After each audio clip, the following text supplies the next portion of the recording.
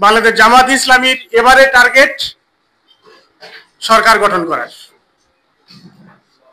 Target যদি হয় সরকার গঠন করার, তাহলে শ্রম আর হচ্ছে মেধা, যোগ্যতা, অর্থ অল্প দিলে হবে নাকি? এর আগে যেভাবে দিছি সেভাবে দিলেই হবে নাকি তুলনা মাফিক অনেক বেশি দিতে হবে? অনেক বেশি দিতে হবে। আউযু বিল্লাহি মিনাশ শাইতানির রাজিম। বিসমিল্লাহির রহমানির রহিম। রব্বি হাবলি মুলকা লা ইয়ামবাগি লি আহাদিন মিন বাদি। সাদাকাল্লাহুল আযীম। সুলাইমান আলাইহিস সালাম দোয়া করলেন, হে পরওয়ারদিগার, আমাকে রাজত্ব দান করো, এমন রাজত্ব আমার পরে যেন আর কাউকে দেয়া না হয়। তার মানে কি? নিরঙ্কুশ ক্ষমতা, ক্ষমতা আর ভাগাভাগি চলবে না, নিরঙ্কুশ ক্ষমতা। বাংলাদেশ জামাতি ইসলামী এবারে চাচ্ছে নিরঙ্কুশ ক্ষমতা, কারো সাথে জোট করে যেন ক্ষমতায় যেতে না হয়, নিরঙ্কুশ ক্ষমতা। সুলাইমান আলাইহিস সালাম যদি আল্লাহর কাছে দোয়া করতে পারে, পরওয়ারদিগার নিরঙ্কুশ ক্ষমতা দান করো, তাহলে জামাতি ইসলামী আল্লাহর কাছে দোয়া করতে পারে কিনা? পারে।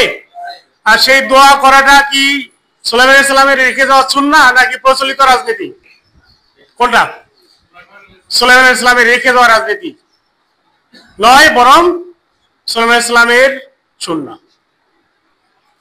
সেই সুন্নাহকে কেন্দ্র করেই বাংলাদেশ জামাত ইসলামীর এবারে টার্গেট সরকার গঠন করার।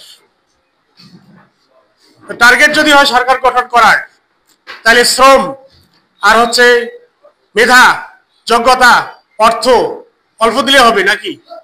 এর আগে যেভাবে দিছি সেভাবে দিলেই হবে নাকি তুলনা মাফিক অনেক বেশি দিতে হবে? অনেক বেশি দিতে হবে, অনেক বেশি দিতে হবে।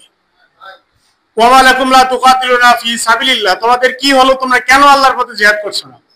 অনুরূপভাবে জিজ্ঞাসা করা হচ্ছে, ওয়া মা আল্লাহ তুনফিকু ফি সাবিলিল্লাহ, তোমাদের কি হলো, তোমরা কেন আল্লাহর পথে বেশি ব্যয় করতেছো না?